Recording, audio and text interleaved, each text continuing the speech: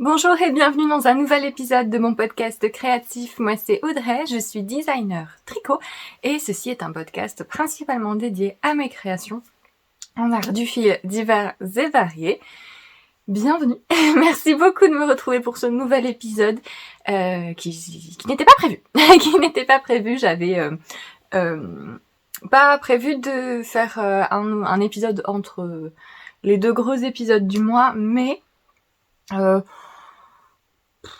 voilà, j'avais envie de filmer, je suis de bonne humeur et j'avais vraiment envie d'enregistrer un épisode et c'est aussi l'occasion d'essayer, désespérément, de faire des épisodes qui soient un peu moins longs. Donc j'ai quelques petites choses à vous montrer et ça me permet aussi de vous montrer un petit peu la progression des encours plutôt que de vous montrer un début tout moche et puis après hop, il disparaît et il réapparaît 3 mois plus tard complètement fini.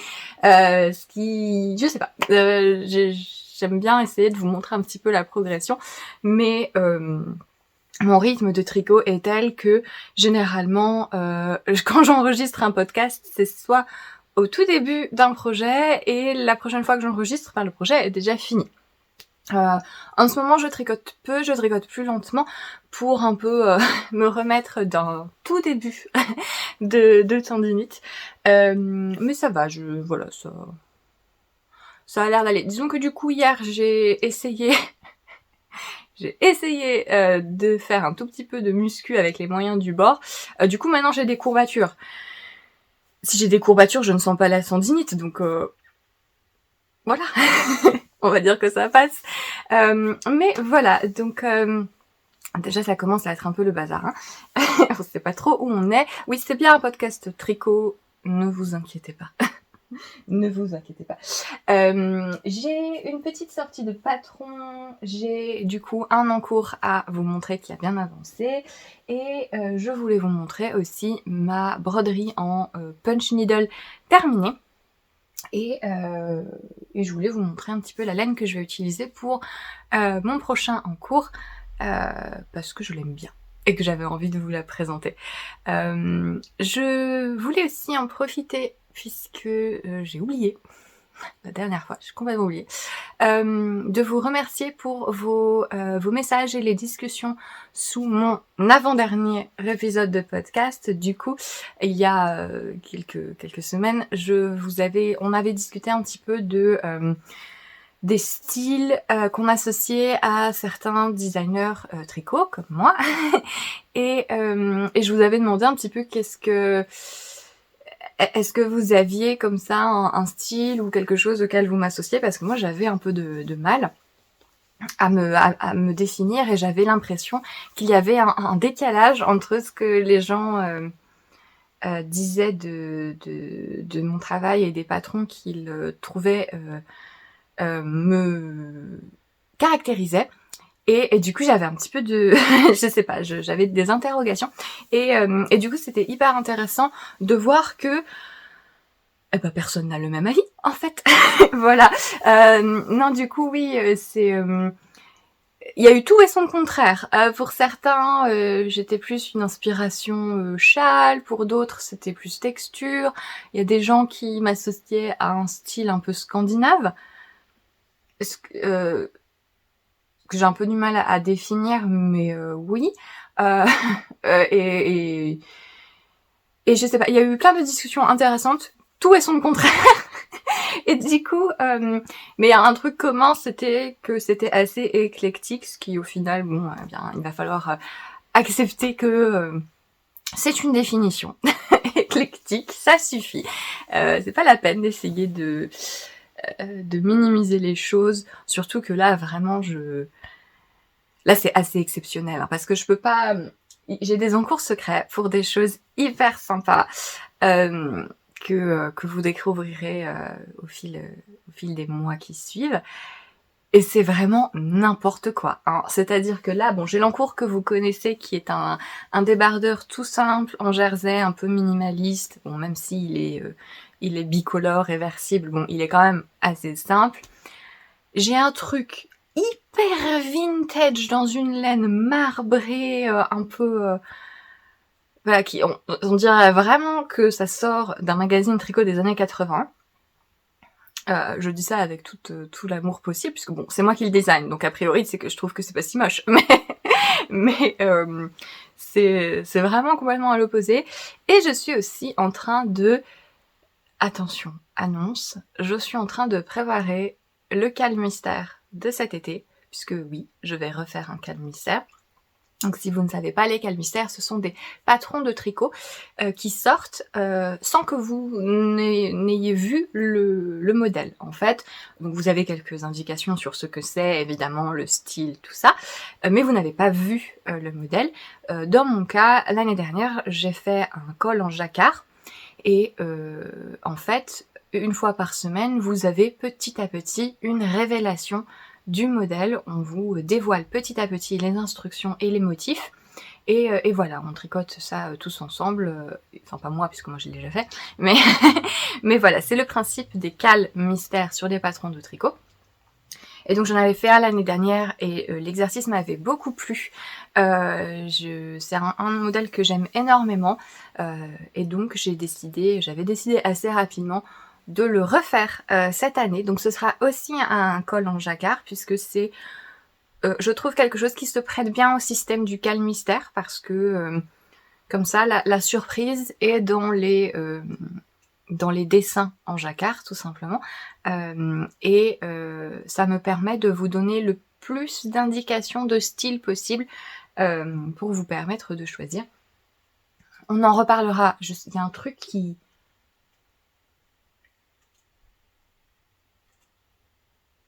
Je sais pas si c'est une bestiole ou si c'est juste parce que j'ai quelques sacs en plastique qui contiennent de la laine, parce que alors la majorité de ma laine est dans des gros sacs en tissu, mais ici dans cette pièce j'en ai deux dans juste des vieux sachets type congélation en plastique que j'ai.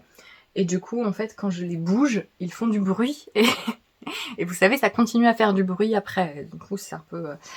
sachant qu'on a des esprits bizarres dans la maison, hein, on a... alors... Non mais je vais y aller, parce que de toute façon, voilà, il faut accepter et embarrasser le côté complètement chaotique. Donc dans la maison, ça ne va pas du tout. C'est-à-dire qu'on a le four, en fait, l'heure du four qui saute. Alors qu'il n'y a pas de saut de courant, hein, c'est vraiment le four lui-même qui se déconnecte, sauf qu'il se déconnecte à des heures très précises, et souvent à la même heure, pendant une certaine séquence de jours, et après il fait un enchaînement, c'est-à-dire qu'il va se déconnecter à l'heure à laquelle il se déconnectait avant, puis se déconnecter à une nouvelle heure. Donc on a l'impression qu'il essaie de nous dire quelque chose. On a essayé de jouer les chiffres du loto en fonction des heures auxquelles il sautait. Donc c'était 18h02. Et là en ce moment c'est 7h05 je crois, ou 6, je ne sais plus. Donc on a essayé de jouer les chiffres du loto, ça ne marche pas. Mais on y croit. Donc il y a le four, il y a des vases qui se cassent et on ne sait pas qui le fait, parce que ce n'est pas accessible aux chiens, et les chats n'étaient pas là, et les chats ne cassent pas vraiment des choses, non, vous savez, l'esprit vengeur des chats quand vous les embêtez et qui vous cassent exprès des choses. Nous, ils font pas ça. Nous, ils aiment spécifiquement aller détruire la roue de vélo de mon père, qui est ravi. Visiblement, lui qui ne voulait pas de chat, qui n'aime pas les chats.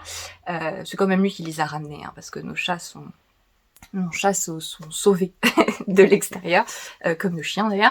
Mais et du coup, ils sont pas contents, ils cassent son pauvre vélo. Mais en tout cas, ce n'est pas eux qui ont cassé les vases. À 2 reprises, 2 vases, parce que du coup, le premier s'était retrouvé par terre. Ah, bon, d'accord. J'ai racheté un vase pour le remplacer. Et voilà. Et il était positionné au même endroit, sauf qu'on ne sait pas qui l'a fait. Donc voilà. Donc la maison est un peu hantée. Donc je pense que c'est un peu la même chose pour ce paquet de laine qui contient mes laines filets main. Voilà. Tout va bien. Qu'est-ce que je disais? Je parlais du calme mystère. Donc oui, on en reparlera le moment voulu, donc ce sera courant août. Mais du coup, je prépare les motifs de jacquard qui iront sur ce nouveau calmistère, et là encore, c'est quelque chose de complètement... de très, très différent, un peu dans le style de l'autre calmistère que j'avais fait, mais une disposition légèrement différente, mais qui du coup est vraiment... je suis vraiment sur 3 projets en même temps qui n'ont rien à voir. C'est génial. C'est très sympa. Voilà, on commence déjà à partir dans des élucubrations. Qu'est-ce que je voulais dire ? Rien, j'ai fini, j'arrête. Je vais commencer ce podcast. Donc vous trouvez les temps de toutes les différentes sections du podcast dans la description sous la vidéo YouTube. Donc si vous voulez sauter un passage ou vous référer à un projet en particulier, n'hésitez pas à regarder ça. Je mets aussi les liens vers tout ce dont je parle, ainsi que les liens vers mes réseaux sociaux et mes patrons disponibles sur les différentes boutiques. Je suis distraite, hein. Là il n'y a pas de... voilà, il y a aucune capacité de concentration, c'est comme ça. Si vous m'avez vu en vrai, vous voyez que, vous savez que j'ai un peu du mal à fixer, à regarder quelqu'un.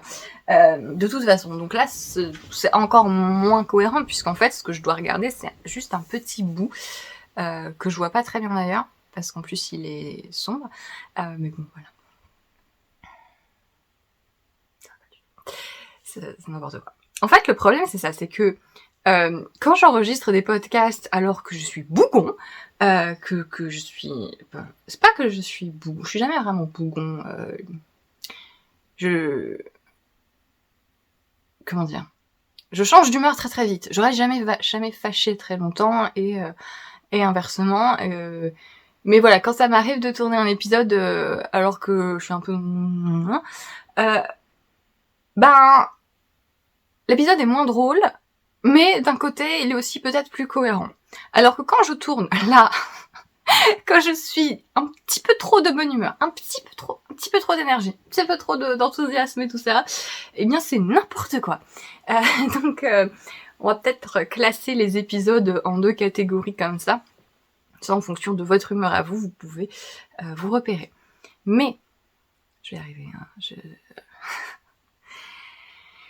je pense que c'est un record, 12 minutes 30, 36, 37, je vais pas faire ça, de blabla sans arriver au sujet, mais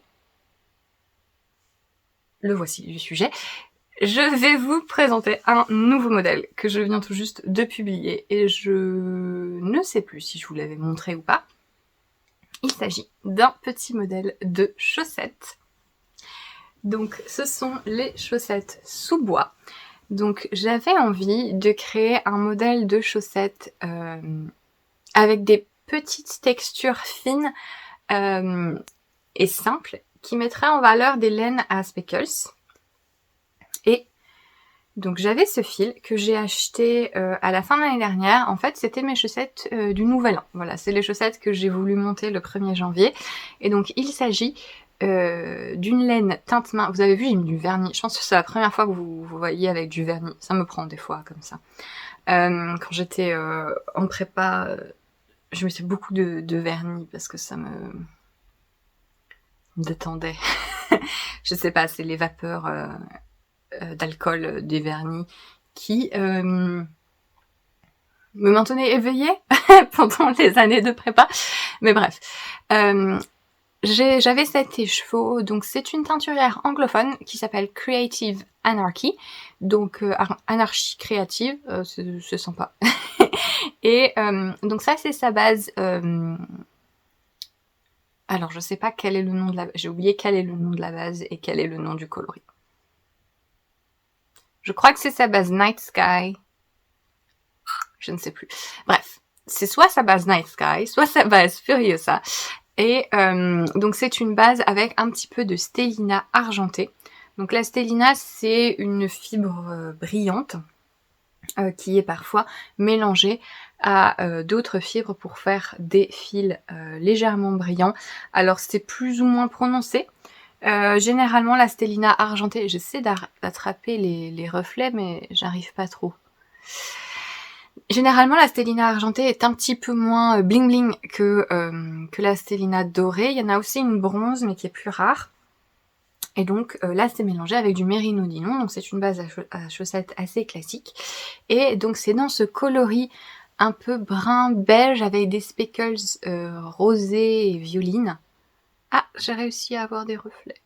Oh, j'ai raté, ils sont partis. Vous en avez un là. Ici. Et donc c'était mes chaussettes du Nouvel An, et voilà, j'avais envie d'un petit modèle qui mettrait en valeur un fil qui est pas hyper chargé, mais qui est pas uni en fait. Et du coup, je suis partie sur une association de petites torsades. Vous voyez ici, donc c'est une torsade un peu façon serpent, c'est-à-dire qu'elle ne se croise pas vraiment. Vous avez juste une maille, une torsade en fait qui fait comme un zigzag. Ce motif de dentelle, qui est un motif de dentelle hyper classique, tout simple, hein, tout bête, et juste encore déjeté en zigzag. Et voilà ce que ça donne. En haut, vous avez les côtes du coup qui se fondent dans les motifs. Donc ce sont des chaussettes qui se tricotent des côtes vers la pointe. Voilà, donc là vous avez une chaussette et vous avez l'autre chaussette. Et donc les motifs sont en miroir hein, sur les deux chaussettes. Voilà. Vous voyez, ça part des deux côtés, ce que j'avais envie. Je trouvais ça sympa, le fait qu'elle soit un petit peu asymétrique et un petit peu planifiée au hasard un peu, parce que quand vous regardez, il n'y a pas vraiment de rythme sur le panneau du dessus en fait. Vous voyez, il y a pas de symétrie, et je trouvais ça très joli d'alterner comme ça des petits motifs tout simples. Donc les motifs sur la jambe se font des deux côtés. Hein. Vous voyez ici sur l'arrière de la jambe. On fait un talon. Donc dans mes patrons de chaussettes, vous avez deux talons au choix. Vous avez un talon à rang raccourci à l'allemande classique et vous avez un talon à gousset avec un renforcement. Sur celui-ci, j'ai fait un renforcement en œil de perdrix. Donc en fait, les renforcements se font avec un jeu de mailles glissées, ce qui fait qu'il y a une double épaisseur ici sur le talon. Et l'œil de perdrix, en fait, c'est quand vous alternez la position des mailles glissées, et du coup, ça fait un petit peu un effet en quinconce, comme ça, un peu diamant. C'est joli. Voilà. Dans mes patrons de chaussettes pour les talons, en fait, pour ajuster la profondeur du talon en fonction de votre coup de pied, ou oui, de votre coup de pied tout simplement, il faut tricoter le renforcement plus ou moins long. Plus vous le tricotez long, plus vous allez avoir de mailles en plus ici, au niveau du gousset, ce qui va élargir la chaussette. D'accord ? Et le souci, c'est que c'est très personnel, ça dépend de votre coup de pied, et c'est pas forcément lié à votre tour de pied en soi. Voilà, c'est pas parce que vous faites du 44 que votre coup de pied est proportionnellement plus grand. Un peu, mais c'est pas non plus 100%, et ça dépend en fait si vous avez le pied plat ou des choses comme ça. Et du coup, il faut ajuster le renforcement en fonction de votre coup de pied. C'est un peu comme les longueurs des corps sur des pulls. Je préfère pas donner de chiffres précis pour chaque taille, ce qui vous enferme dans un carcan qui peut-être ne vous correspond pas, et qui vous donne faussement l'impression que c'est comme ça et pas autrement. Alors que là, en fait, vous avez juste à tricoter votre renforcement plus ou moins long. En fait, quand vous essayez la chaussette, oui. Donc ça se tricote des côtes vers la pointe, c'est inversable, je pense. Moi, j'aime vraiment pas tricoter les chaussettes depuis la pointe. Pour plusieurs raisons, je trouve que c'est plus difficile de gérer la taille, justement, au niveau du gousset. Et je déteste rabattre des côtes. et je trouve que les rabats élastiques en côte ne sont pas jolis. À chaque fois que je le dis, j'ai plein de gens qui me suggèrent tel ou tel rabat. J'ai essayé. J'ai tout essayé, rien ne me plaît. C'est comme ça. Mais souvent, les gens qui aiment bien tricoter les chaussettes depuis la pointe, c'est parce qu'ils disent que c'est plus facile à essayer. Je comprends pas pourquoi en fait, parce qu'en fait quand vous avez... vous pouvez le passer aussi, c'est un tube qui est ouvert, hein, donc vous pouvez le passer, vous pouvez passer votre pied dedans, c'est voilà, c'est tout. Du coup, quand vous avez fait la jambe, vous la passez, essayez les choses. Essayez, par pitié. Surtout les chaussettes, surtout des petits projets, enfin, non en fait, surtout des gros projets, mais voilà, c'est pas parce que c'est un petit projet que vous ne pouvez pas l'essayer, que ce soit sur des moufles, que ce soit sur des chaussettes, juste essayez, ne tricotez pas la chose en entier pour après l'essayer parce que peut-être que votre échantillon est pas bon, peut-être que vous avez plutôt envie de la faire un peu plus lâche, un peu plus serrée, donc voilà, n'hésitez pas à essayer avant de tout finir. Je dis ça parce que parmi mes testeuses, j'ai quelqu'un qui a vraiment fait toute la chaussette avant de l'essayer. Pourquoi? Non, essayez. En général, moi j'essaie, voilà, je fais environ 5 cm et j'essaie au moins une fois pour vérifier que ça passe facilement mon talon et que ça va pas me saucissonner le pied. Ensuite, j'essaie, une fois que j'ai fait toute la jambe, en fait, vous êtes là, voilà, vous passez ça, et sur le renforcement, il faut que, quand vous essayez ça sur votre pied, il faut que le renforcement, vous le tricotiez jusqu'à ce qu'il arrive bien au sol, en fait. Si vous avez votre pied au sol comme ceci, et que vous avez la jambe passée pour l'essayer, quand vous tricotez votre renforcement, donc ce carré-là qui est à plat, il faut le tricoter jusqu'à ce qu'il arrive bien au sol. Voilà. Et là, vous avez la bonne longueur par rapport à votre pied. Voilà. Donc je fais ça. Et après, je tricote mon gousset. Et une fois que j'ai fini mon gousset, je réessaie la chaussette encore une fois pour juste vérifier. Parce qu'en fonction du motif qu'il y a sur la chaussette, là par exemple, vous avez des petites torsades. Alors c'est un peu compensé par le fait qu'il y ait de la dentelle. Donc ça s'équilibre. En fait, parce que si vous avez des torsades, forcément ça resserre la chaussette. Si vous avez des torsades, ça l'ouvre. Des torsades, de la dentelle, ça l'ouvre. Et ce qui peut resserrer la chaussette. Et ce qui fait que parfois, quand vous avez des chaussettes qui sont trop petites, ça se voit au-dessus du talon. Parce que c'est trop serré. Donc là, normalement, c'est assez équilibré parce que vous avez les deux. Mais j'aime bien essayer quand même après avoir passé le gousset juste pour vérifier. Et après vous finissez et pareil j'essaye en fait. Quand je vois que j'arrive à une longueur de pied qui me paraît correcte, pareil je repasse la chaussette et je sais que avant de commencer les orteils, pour moi, alors ça dépend, hein. En général c'est entre 4 et 5 cm où il faut commencer à diminuer. Moi en fait je commence les diminutions de la pointe quand la chaussette est à la moitié de mon petit orteil. Voilà. Faut pas hésiter à se faire des petits repères comme ça perso parce que c'est comme ça que vous allez réussir à avoir votre propre méthode, vos propres mesures et c'est toujours mieux plutôt que de se fier à un standard qui ne correspond pas à tout le monde.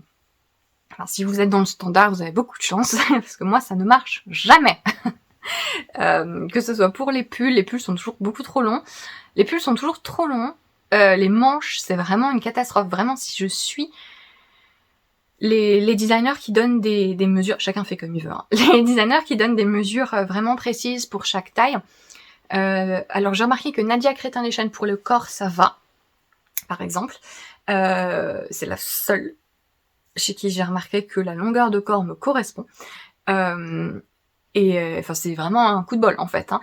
Et par contre sur les manches ça ne va jamais, et en particulier les mesures des manches que donne Andrea Mori, moi si je les suis, ma manche elle arrive là quoi. Donc non, ce n'est pas une bonne idée. Elle a peut-être des bras très longs, je ne sais pas. C'est rigolo. J'allais faire une blague avec elle a le bras long, étant donné que c'est une designer assez disons populaire. Bon, bref, vous avez compris la blague. Pourquoi j'explique la blague? Ça ne sert à rien. Donc, les chaussettes, voilà. Donc vraiment, Faire des chaussettes, ce n'est pas compliqué, mais il faut pas hésiter à essayer. Et vous suivez les instructions, parce que quand on n'a jamais fait le coup du talon, c'est vrai que c'est un peu abstrait. Et quand on lit les instructions comme ça de but en blanc, c'est un peu... je comprends pas. Et c'est le genre de choses qu'il faut exécuter en lisant les instructions, et après on comprend comment ça marche. Mais pour ce qui est de vérifier que le numéro d'aiguille que vous utilisez est le bon, ou pour ce qui est d'ajuster la hauteur du renforcement si vous faites ce type de talon, eh bien il ne faut pas hésiter à essayer. Voilà, c'est pas parce que vous êtes débutant que vous ne pouvez pas vous approprier vos tricots. Au contraire, commencez bien, comme ça après vous n'aurez pas à vous défaire d'automatisme. Je sais pas pourquoi je suis partie dans mon délire de gourou, gourou de personnalisation. Bref. Est-ce que j'ai seulement dit le nom de ces chaussettes? Non. Donc ce sont les chaussettes sous bois, parce que... alors c'est quelqu'un qui me l'avait suggéré sur Instagram, j'ai oublié son pseudo, mais je l'ai noté. Parce que je trouvais que ça se prêtait bien au motif. Et voilà, j'espère qu'elles vous plaisent. Moi, je les aime beaucoup. C'est hyper simple à tricoter. C'est vraiment une répétition très courte. Si vous avez jamais fait de torsette, jamais fait de dentelle, aucun problème. J'ai des débutants en chaussettes aussi qui l'ont fait. Il n'y a pas de souci. Et donc, il y a un diagramme par taille et par chaussette. Donc, voilà, vous n'avez pas de... C'est très facile à suivre parce que vous suivez la grille, tout simplement. Et il y en a plusieurs, en fonction de votre taille et de si vous êtes sur la chaussette gauche ou droite. Mais voilà, donc j'espère qu'elles vous plaisent. Ce sont des petites chaussettes de printemps légères et discrètes. Moi, je les ai faites assez hautes. Le français. Je les ai faites assez hautes parce que j'aimais beaucoup le coloris. Mais vous pouvez les faire plus courtes, façon socket. Et ça rend très bien aussi. C'est joli. Voilà. Je pense que j'ai tout dit. Donc elles sont disponibles sur mes boutiques de patrons habituelles. Donc sur Ravelry, elles sont à moins 15% pour la sortie jusqu'à dimanche. Et encore une fois, hein, j'improvise. je décide quand je vous le dis parce que je sais que normalement là vous regardez ça, on doit être un mardi, quelque chose comme ça. Voilà. Mais elles sont aussi disponibles sur Payhip et elles le seront dans incessamment sous peu sur Lovecraft, qui est un autre site. C'est une boutique de laine en ligne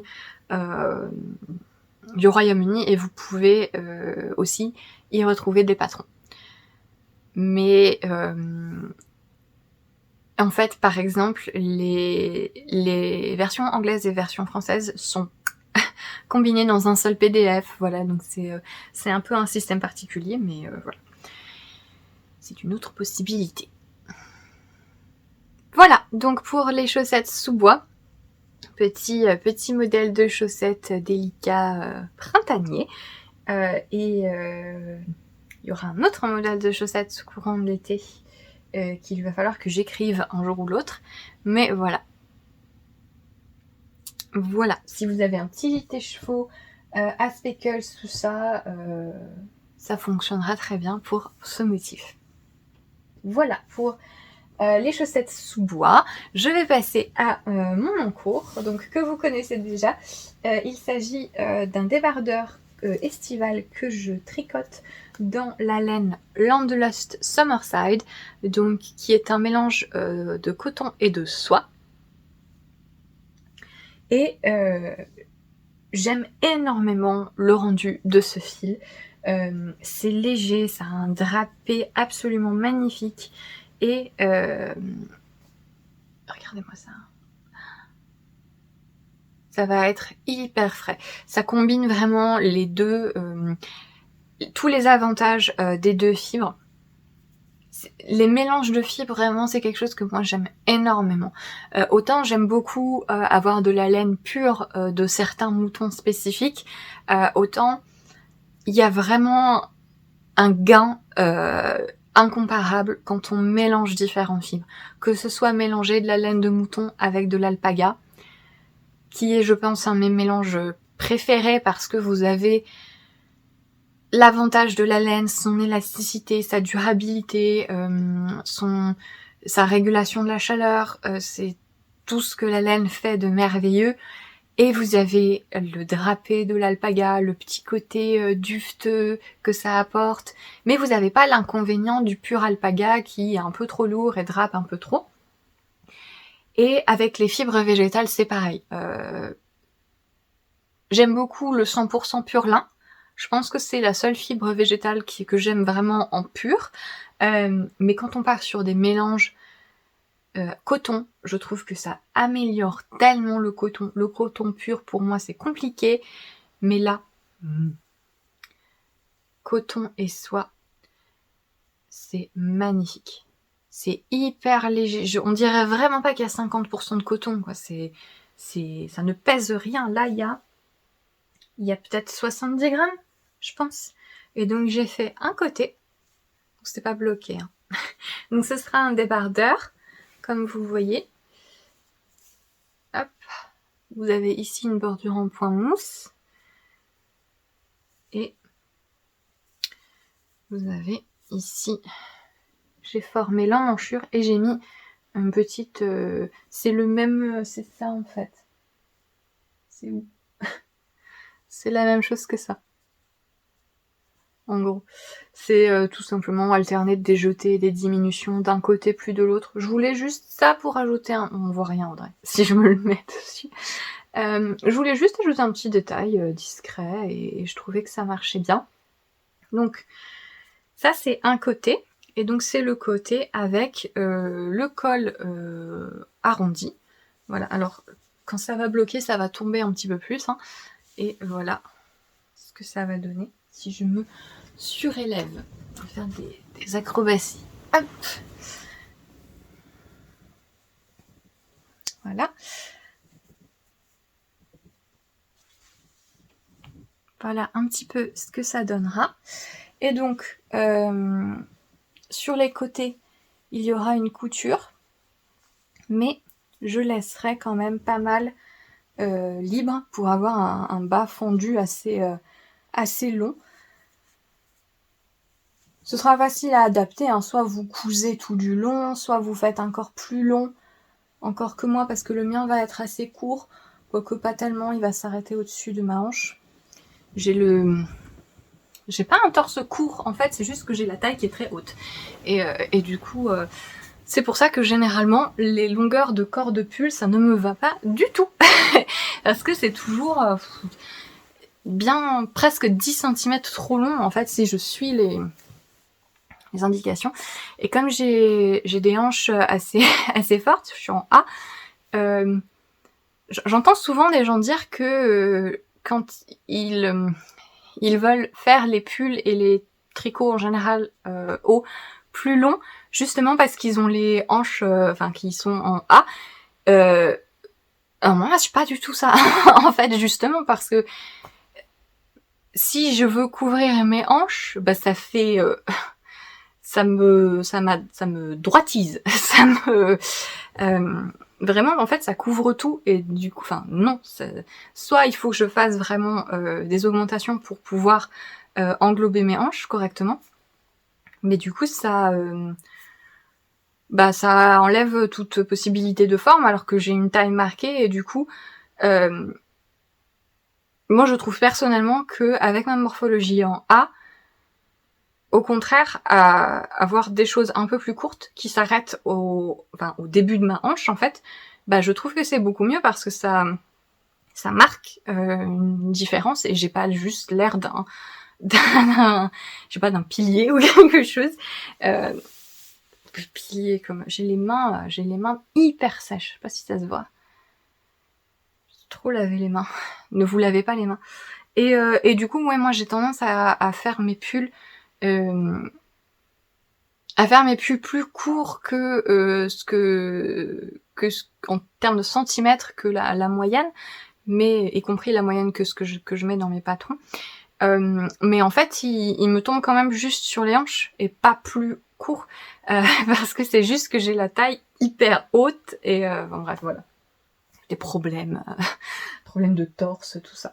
Mais bon, voilà, j'ai fait 33 cm de corps, et vous voyez, ça me tombe quand même sur les hanches, quoi. Donc voilà. Et c'est dans ce sens. Donc j'ai mis les mailles des épaules en attente. Je voulais pas des bretelles trop fines. Donc, les cheveux, je voulais pas des bretelles trop fines. Et je pense que c'est pas trop mal. Voilà. Et j'ai commencé l'autre côté. Ça reste. J'ai commencé l'autre côté, qui est du coup dans l'autre couleur, dans le beige. Hop là. Et j'ai bien avancé le corps. Donc en fait, je fais exactement la même chose. Je vais faire exactement la même chose. C'est tout froissé, c'est moche. Exactement la même chose. Juste que je vais former aussi l'emmanchure. Et ensuite, je vais faire un col V de ce côté-ci. Normalement. Si j'arrive. ça va aller, je pense. Ensuite, je vais bloquer les deux parties. Et après, faire l'assemblage. Après, une fois que ce sera bloqué. Voilà, vous avez ici la bordure en maille glissée. Et vous voyez. Donc, on voit plus les irrégularités sur le beige. Pardon. Pardon la Belgique. Sur le beige. Aussi parce que je tricote assez mal. Parce que j'essaie de me ménager un peu. Donc je me mets pas vraiment dans mon rythme habituel. Donc on voit pas mal d'irrégularités.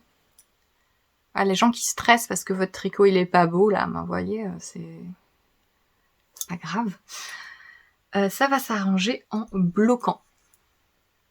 Et voilà, je veux pas que le V soit trop profond parce que je veux qu'il soit portable des deux côtés, sans rien en dessous, même si je pense que moi je porterai avec quelque chose en dessous. Et du coup, ce sera un haut qui sera complètement réversible. Et voilà.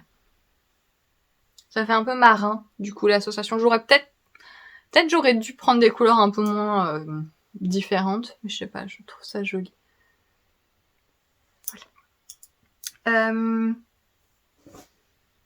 Au début, je me disais que je porterais plutôt le col rond devant. Je sais pas. Je pense que je vais vraiment vouloir faire les deux parce que si je fais pas un V trop profond, ça me posera pas de problème. Ouais, je ne sais pas. J'aime vraiment beaucoup le fil. Je vous le conseille énormément. Donc c'est une épaisseur sport. Je tricote avec des 3,75, donc c'est quand même assez épais.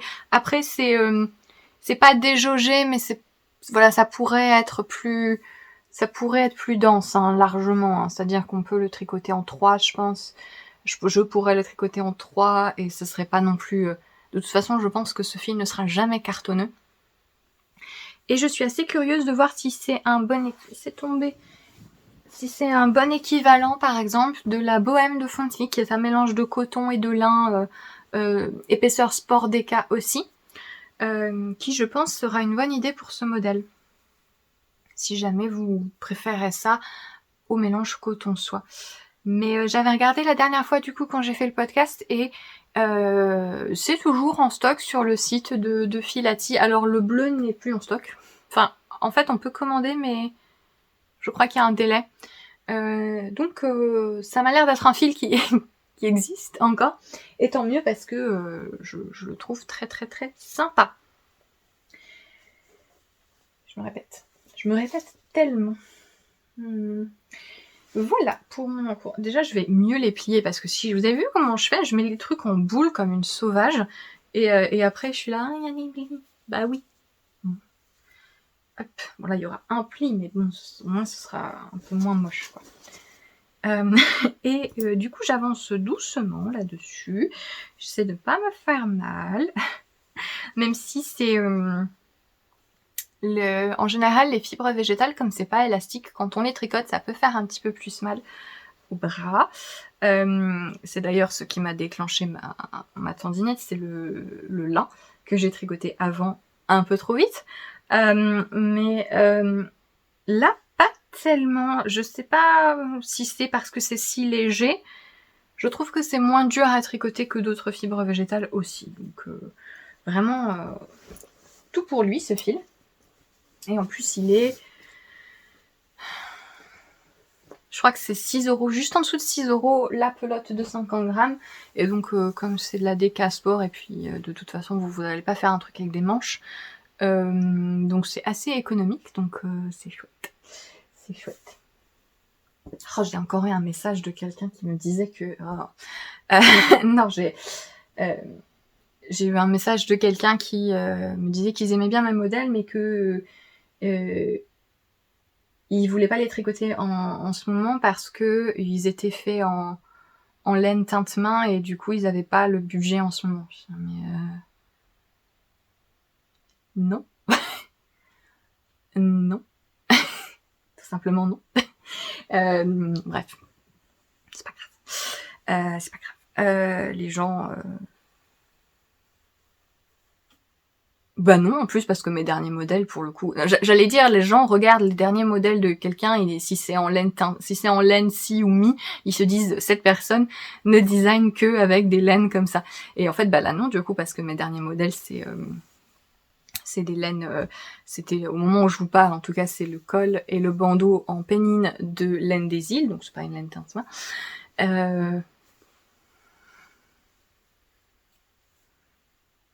Voilà. C'est comme ça. Regardez, avant de déblatérer de vous enfermer dans des idées qui sont fausses, et ça m'énerve un peu parce que je vois très bien derrière ce message. Alors c'était pas un message agressif, hein, c'était pas un reproche ou quoi que ce soit, mais c'est juste que bah, c'est pas vrai en fait, et du coup ça me montre bien que la personne, elle se sent entourée de gens qui ne tricotent que avec des laines teinte main plutôt chères, que on exclut les gens qui n'en ont pas les moyens ou qui veulent tricoter avec le stache. Et voilà, elle pense ça au point de ne pas voir quand ce n'est pas le cas, et de partir du principe que une designer indépendante comme moi, bah, elle va forcément faire des modèles que avec des laines teinte main. Je rentre même pas dans le débat du fait que c'est pas parce qu'un designer utilise telle laine pour son prototype que vous devez utiliser le même type de laine. Ça, déjà c'est autre chose. Mais déjà juste, c'est pas vrai, parce que j'ai fait le calcul il y a quelques temps, je crois. Et c'est pas tout à fait la moitié, mais c'est presque je crois que c'est 40-60 la répartition entre les fils commerciaux et les fils teint main parmi mes modèles. Donc je sais pas, je trouve que c'est quand même pas mal varié. Mais voilà, il y a tellement une dominance des fils teint main, dit-elle en sortant un patron de chaussettes. Et voilà, c'est pour ça que j'aime bien les modèles de chaussettes aussi, et de châles, parce que, justement, je vais vous montrer après des écheveaux que je vais faire en châle, parce que c'est quand même bien plus accessible de faire des accessoires en laine teinte main que des vêtements, surtout quand on fait des grandes tailles. Mais qu'est-ce que j'étais en train de dire ? Oui, c'est pas parfait, mais je pense quand même que... je sais pas ce que je pourrais faire pour mettre plus en avant parce que il y a je finis pas mes phrases, donc je ne veux rien dire. En fait, je finis les phrases dans mon cerveau, mais je ne les exprime pas. Du coup, c'est un peu le bazar. Il y a une telle dominance du monde du tricot précieux, et alors c'est mérité d'un côté parce que c'est un très très beau travail. Être teinturier indépendant, c'est pas non plus voilà, c'est pas comme ça qu'on devient riche, et c'est un travail qui est très difficile et tout ça, et qui est important de mettre en valeur, je pense, quand on peut. Mais je comprends tout à fait que certaines personnes aient l'impression qu'il y a que ça. Et voilà, comme je vous dis, au point que il y a une espèce de dissonance cognitive, et qu'on vienne me dire à moi tu fais que des modèles en laine teinte main. Non. Bah non. Et je sais pas comment faire pour mettre plus en avant, parce que bon, je sais pas. Je sais pas, parce que j'ai pas l'impression de mettre plus en avant. Je veux dire, j'ai des modèles en drops, j'ai beaucoup de modèles en Dererum Natura. Alors c'est pas le moins cher des laines commerciales, mais bon, ça va. J'ai pas mal de modèles avec des laines à chaussettes type opale et tout ça. J'ai des modèles en Holzgarn. Donc là, niveau laine pas cher, ça va. Ça va aller. Et du coup, je sais pas, j'ai pas l'impression de faire plus. Au contraire, j'ai tellement parlé de la Holzgarn et d'Aldererum Natura, je sais pas. J'ai pas l'impression de mettre plus l'accent sur les laines teinte main. Je sais pas, dites-moi ce que vous en pensez. Qu'est-ce qu'on peut faire pour mettre plus en avant quand on tricote avec des laines commerciales? Parce que c'est quelque chose que je fais quasi une fois sur deux. Et j'ai l'impression que les gens qu'il y a un espèce de filtre. Non, mensonge. Tu es une designer indépendante, donc si tu me montres de la laine commerciale, ça n'existe pas, c'est faux. Je l'oublie. Donc je ne sais pas. Je ne sais pas quoi faire. J'en profite. Je sais pas la dernière fois que je vous l'ai dit, mais il y a des choses comme ça qu'il faut rappeler de temps en temps. Faire des sons de cloche. J'en profite pour rappeler que si vous allez sur mon compte Instagram, vous n'êtes pas obligé de me suivre, il n'y a pas de souci, tout va bien, je vous aime bien quand même. Si vous allez sur mon compte Instagram, dans les liens qu'il y a dans mon profil, tout en bas, il y a un document Google, je viens de me faire un... Il y a un document Google avec des fils justement moins chers, peu chers, des fils commerciaux en tout cas, et une liste en fonction du poids de fils que moi j'ai testé personnellement, et du coup je vous mets la marque, le nom du fil, le poids, le prix au mètre. Donc mon critère c'était de rester en dessous de 0,050 € le mètre, un truc comme ça, ou 40, je ne sais plus, non je crois que c'est 50. Donc en gros ça veut dire des pelotes ou des écheveaux qui tournent à grand max 12 € les 400 mètres, des choses comme ça, vraiment grand max. Il y a encore une fois il y a la Holzgarn qui est à 0,00016 € le mètre, je crois, absolument ridicule. Et à chaque fois je vous mets quel type de fil c'est, est-ce que c'est des fils qui sont bien pour le jacquard, est-ce que c'est des fils qui sont bien, alors qui sont bien, c'est selon ce que moi j'ai essayé et ce que moi je conseille comme utilisation standard, et il n'y a pas d'erreur possible avec ces fils. Bien sûr, vous savez très bien ce que je pense des règles en tricot et du fait qu'on peut pas utiliser telle matière pour telle chose parce que c'est comme ça, et que vous tricotez depuis 60 ans et que vous savez très bien que c'était comme ça et que voilà, hein. Bref, ça c'est non ici. Mais ce qu'il y a dans ce document, c'est des trucs assez sûrs et certains où vous n'aurez pas de difficulté à utiliser le fil pour la technique qui est nommée dans le Google Doc. Voilà, ça vous permet de substituer assez facilement les choses. C'était le but de ce document. Et voilà, donc il y a pas mal de différentes épaisseurs, et j'ai mis les prix qui étaient disponibles pour moi. Donc si vous regardez ce podcast et que vous êtes en France métropolitaine, ou Belgique ou Suisse, tout ça, vous devrez potentiellement retrouver les mêmes prix. Ça doit être un petit peu différent si vous êtes au Québec ou ailleurs. Mais bon, si vous êtes au Québec, vous avez Knitpicks, donc je vois pas pourquoi vous vous plaignez au final. Mais Knitpicks c'est une marque américaine qui a... Ouais, c'est un peu l'équivalent de Drops, disons, en gros. Mais voilà. Donc il y a ce document-là que vous pouvez retrouver sur mon compte Instagram et qui vous donne un petit peu mes fils privilégiés pour telle ou telle technique. Et il y en a beaucoup quand même. Hein. Et je rajoute de temps en temps quand j'essaie. D'ailleurs, il faut que j'en rajoute un là, où il y est peut-être déjà, je ne sais plus. je sais plus ce que je fais. J'ai tricoté trop de trucs, j'ai testé trop de fils, et du coup, je ne sais plus ce que j'ai mis ou ce que je n'ai pas mis. Mais bon, en tout cas, il y a ça, et je sais pas.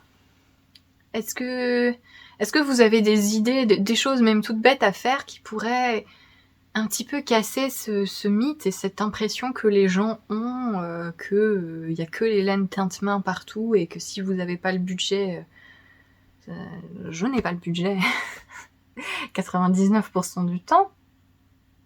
Et je ne sais pas. Parce que visiblement, juste faire, c'est-à-dire juste créer des modèles dans différentes gammes de fils, eh bien ça ne suffit pas. Les gens ont quand même cette impression. Donc je ne sais pas quoi faire. Voilà, c'est tout. C'est tout pour ce blabla intempestif. C'est ça le mot? C'est pas ça le mot. J'ai fini mon punch needle, regardez. Hop, voilà, transition. Transition autre. Autre art du fil. Donc je vous en avais parlé il y a quelques épisodes, je ne sais plus. Donc le punch needle, c'est une technique de broderie qui est un peu une technique entre la broderie et le tissage, qui est un peu similaire au point noué pour les tapis, ce genre de choses. Et j'avais envie d'essayer depuis un moment, mais je ne trouvais pas de modèle qui me tentait plus que ça, jusqu'à ce que je tombe sur ce kit de The Urban Acres, donc qui est une créatrice américaine qui a une boutique Etsy où elle fait des kits et elle fait aussi les patrons individuels tout seul si vous n'avez pas envie de commander aux États-Unis le kit avec les frais de port et tout ça, et que vous avez envie d'utiliser vos propres restes de laine, puisque c'est tout à fait possible. Et donc j'avais commandé ce kit et je l'ai fait et je sais plus quand est-ce que je l'ai fait, mais bon, je l'ai fini. Ça y est, j'ai fini. Et ouais, c'est sympa. Donc c'est un scarabée. C'est joli. Je sais pas, je trouve que c'est joli. Je sais pas ce que je vais en faire, mais c'est joli. Donc le punch needle, c'est facile. C'est beaucoup plus facile que ce que je pensais. C'est facile de réparer ses erreurs. Je vous en avais déjà parlé, donc je vais pas revenir trop dessus. Donc vous avez deux côtés au punch needle. Vous avez le côté plat, qui est techniquement l'envers. Donc ici, que vous voyez un peu ici. Parce que c'est de ce côté-là que vous avez une espèce d'aiguille et vous plantez le fil à travers le tissu qui est comme un tissu de comté, mais avec une certaine trame qui est bien pour cette technique. Et vous avez ce qui est théoriquement l'endroit, donc c'est le côté où ça fait plein de petites boucles, tout ça, et que vous retrouvez par exemple ici, que ça fait plus du relief. Voilà. Et moi je trouve personnellement que le côté plat est plus joli, et j'aimais bien le fait de mixer les textures. Donc là, j'ai fait exactement ce que le patron indique, c'est-à-dire que le patron de présentation, alors on peut faire les deux façons, hein, c'est comme on veut, le patron explique les deux techniques, mais le modèle de présentation était comme ça, donc avec le côté plat principalement, et juste les petites baies avec le côté bouclé, que vous voyez un peu ici. Donc voilà, c'est mon tout premier projet, donc c'est pas hyper régulier. Quand on regarde de près les projets de la créatrice et tout ça, c'est beaucoup plus net, hein. Mais je suis assez contente. C'est beaucoup plus simple que ce que je pensais, comme je vous l'ai dit. Après, c'est ok. Je pense pas que j'en referai. Peut-être, je sais pas. Non, je suis pas trop d'humeur. Je sais pas. C'était sympa à faire une fois, mais j'ai pas accroché plus que ça. En plus, ça fait un peu mal au bras. Voilà. Mais bon, du coup, comme je le faisais avec ma main droite, parce qu'en fait, il faut vraiment enfoncer l'aiguille, la sortir. Enfoncer l'aiguille, la sortir. Et du coup, on se tend facilement. J'ai vu la créatrice, elle est en train, sur son compte Instagram, elle est en train d'en faire un immense, un tapis, je pense. Et en fait, elle a une espèce de pistolet, comme un pistolet à colle, Sauf que, en fait, elle a l'aiguille dedans, et en fait, elle fait tac tac tac tac tac tac tac comme ça, et c'est le pistolet qui fait ça, et j'ai trouvé ça trop drôle. Voilà. Un peu comme les pistolets à colle, en fait, c'est vraiment les loisirs créatifs, mais poussés au stade où on a besoin d'un outil qui a vraiment une apparence de grosse machine, donc c'est pour faire de la broderie. Ça me fait rire.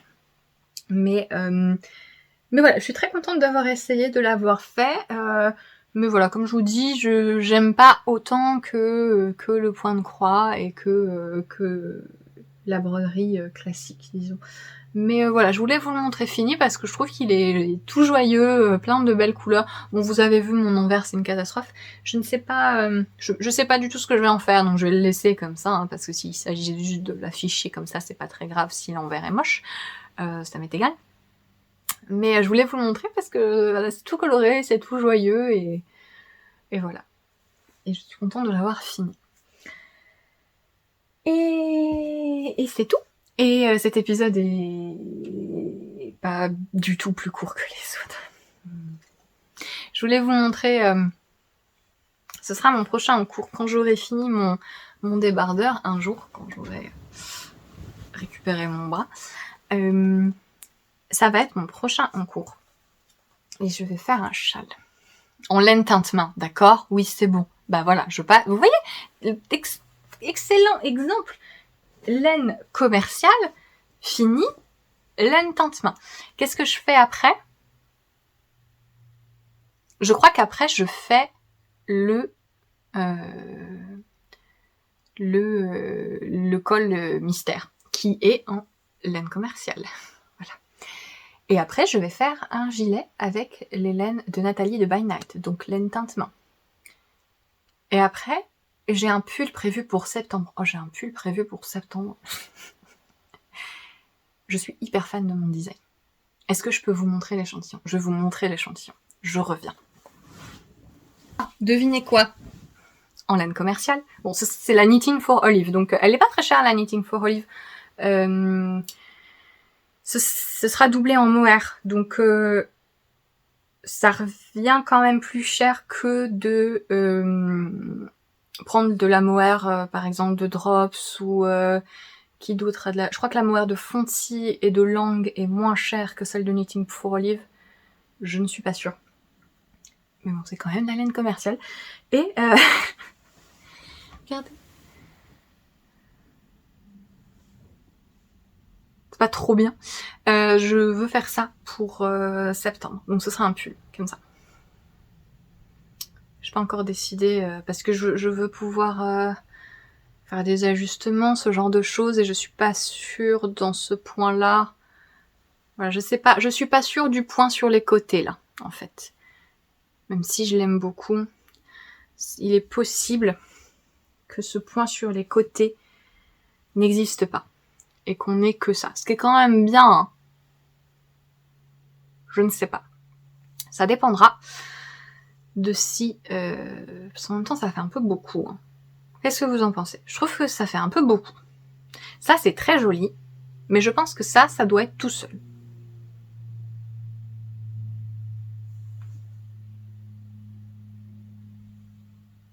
Parce que j'allais vous montrer ces écheveaux. Donc, ils sont des écheveaux de Mary Kid de teinture lurée. Ce coloris. Donc, c'est un fil single qui mélange laine et mohair, qui est... le mohair est inclus dans la fibre, qui est quelque chose que j'aime beaucoup comme mélange. J'en ai déjà tricoté il y a un sacré moment. Et on en voit un peu plus arriver chez les teinturiers francophones. Il me semble que Teinture Lurée est la première chez qui je l'ai vue. C'est peut-être une erreur, c'est la première chez qui je l'ai vue. C'est un fait. C'est peut-être pas la première à l'avoir eu par chez nous. Mais j'aime énormément ce que ça donne, parce que vous avez le halo, vous avez tout ça, mais c'est quand même moins plein de poils que si on tient un fil de mohair à part, et puis c'est aussi plus abordable, parce que si vous aimez le côté dufteux machin du mohair, l'avoir en un seul fil, c'est mieux que l'avoir en deux fils. forcément. Et alors, je veux faire un châle avec ça, donc j'ai 2 écheveaux d'un coloris qui, je pense, est en fait un raté. Enfin, il s'appelle Récit d'un raté, donc je pense que c'est pas un coloris reproductif, que c'est une erreur de bain. Mais je trouve ça très joli. Et le coloris Octobre. Et je veux faire un châle avec ça, mais je ne savais pas exactement quelle texture utiliser. Et j'ai un peu envie d'utiliser cette texture, justement, pour mon châle. Et je décide en même temps. Hein. Je pose des questions. Je vous montre des trucs. Et c'est pas une très bonne idée, hein, parce que peut-être que vous allez pas aimer ma décision. Et du coup, le fait de vous avoir montré ce que c'était au départ, c'est un peu dommage. Parce que peut-être vous allez vous dire, non mais je préférais avec et machin. Et en fait, non. Je pense que le pull, ce sera juste ça. Juste ça. Dit-elle en montrant des feuilles en dentelle, des noppes, des mailles croisées. Juste ça. Un petit panneau là, comme ça, sur le pull. Et le reste du pull sera en jersey en vert. J'ai trop hâte de le faire. Donc ça, c'est de la Knitting for Olive. Et je trouve ça trop joli.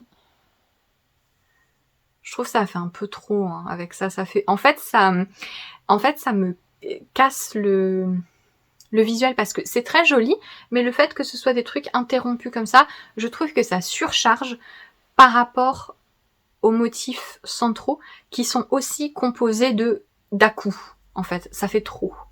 Je trouve que ça fait trop. Donc, je vais enlever ça. Mon pull sera comme ça. Reviens ici, la feuille. Mon pull sera comme ça. Voilà. Ça vous plaît? Et ça, je vais peut-être l'utiliser pour mon châle. Donc ça, ce sera en septembre. Hein, donc on va attendre. Hein. Voilà. J'avais proposé à un magazine. Ils n'ont pas voulu. Enfin, ils ont voulu autre chose, ceci dit. Voilà. Et j'ai trop hâte de le faire. J'ai trop hâte de le faire, mais en même temps, c'est vraiment le pire truc à faire quand on a un début de tendinite, parce que toutes les petites noppes là, ouais, l'amusement. Donc, revenons à nos moutons. Les écheveaux de teinturerie qui deviendront un châle. Donc c'est mon prochain en cours. Je voulais juste vous les montrer parce que je voulais vous parler justement de ce mélange Merino Mohair que j'ai vu ailleurs aussi. Hein. Mais donc là c'est en single. Alors moi j'aime pas trop utiliser la single pour autre chose que des accessoires. Ceci étant, le mohair c'est une fibre qui est assez solide. Alors qui bouloche, parce que c'est des poils et ça peut, selon la qualité, il peut y avoir beaucoup de fibres courtes qui du coup ressortent plus facilement et c'est ce qui fait les bouloches. Mais c'est quand même assez solide et du coup ça ajoute de la solidité. Donc on le sent en fait que au toucher il est beaucoup plus solide que des fils single de Merino classique. Alors ça reste du Merino, voilà, c'est pas non plus... Je ferai pas un manteau avec, quoi. Mais ça me paraît pas complètement déconnant d'utiliser ce fil pour faire des pulls. Après, vous savez que la single, ça a un aspect différent forcément, puisque ça s'étale pas pareil, puisque c'est un fil qui est tout seul, et du coup, en texture, ça ressort moins bien, enfin, différemment. Vous n'avez pas trop l'effet 3D. C'est en revanche très très joli en dentelle. Et du coup, voilà, je voulais juste vous en parler, parce que, et je crois avoir vu d'autres fils aussi qui n'étaient pas des singles, mais en single ça fonctionne aussi.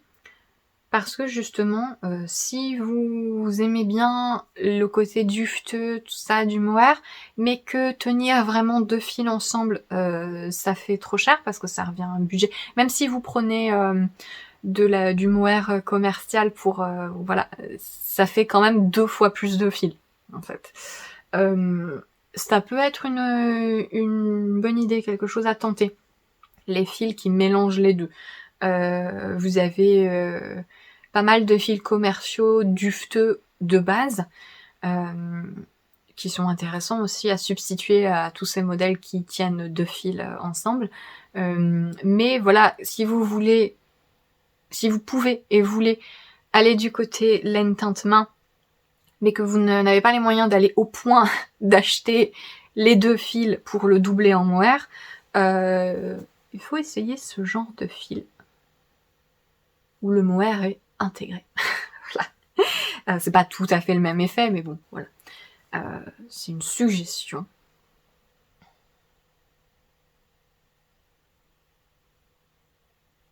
Je me disais lavage en machine possible. Oui, c'est du super wesh. Donc c'est 56% mérino, 44% mohair.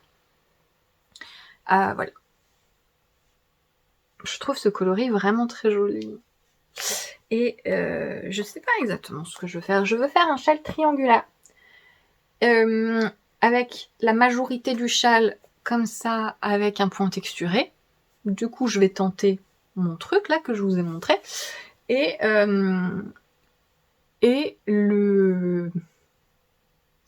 vous voyez,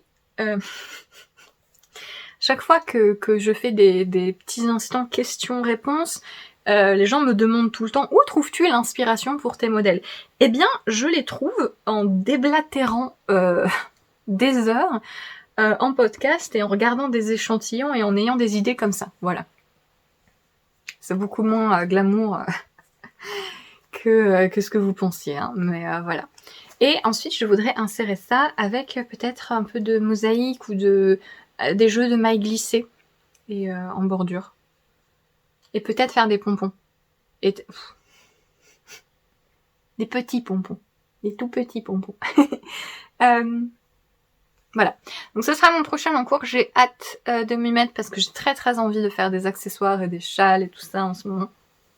Et voilà. Je vais arrêter là pour ce podcast qui n'est pas du tout plus court que les autres. On va arrêter de faire semblant. Un jour, j'arrêterai de faire comme si j'y arrivais. Et je vous remercie beaucoup d'avoir regardé cet épisode. J'espère qu'il vous aura plu.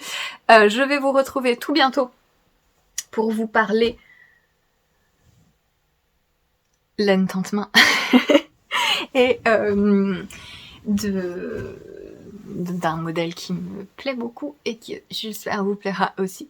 Et voilà, j'espère que vous passez un confinement sympathique, que vous allez bien, voilà, que tout se passe au mieux pour vous. Voilà, moi je suis là avec ma tendinite, tout va bien, les chiens vont bien. Les chiens dépriment un peu, voilà. Il fait trop froid pour les chiens. Mais tout va bien. Tout va bien, on fait avec. J'espère que de votre côté, personne n'a décidé d'être stupide, précisément maintenant. Et que si vous avez des enfants à gérer, que ça va. Parce que vraiment, ça... Voilà. Je vois mes voisins qui sont au bord de la crise. Les pauvres. Mais mes voisins ont un trampoline. Du coup, l'école à la maison, le trampoline, hein, je vois bien où est-ce qu'ils font leurs devoirs, les enfants. Mais ouais. Donc avec le printemps, j'espère que vous avez de belles choses à regarder, le ciel bleu, tout ça. Voilà. Je sais pas où je vais. Je sais pas. À chaque fois, j'ai envie de vous dire que j'espère que vous allez bien et tout ça et de vous encourager. On va y arriver. Le bout du tunnel, il arrive. On va y arriver. Mais je sais jamais comment trop formuler les choses. Mais voilà, je pense que vous avez compris le sentiment de base qui est allez, bon courage. J'espère que ça va aller pour vous tous. Et en tout cas, je vous retrouve incessamment sous peu pour de nouvelles choses et de nouvelles élucubrations. À bientôt. Salut.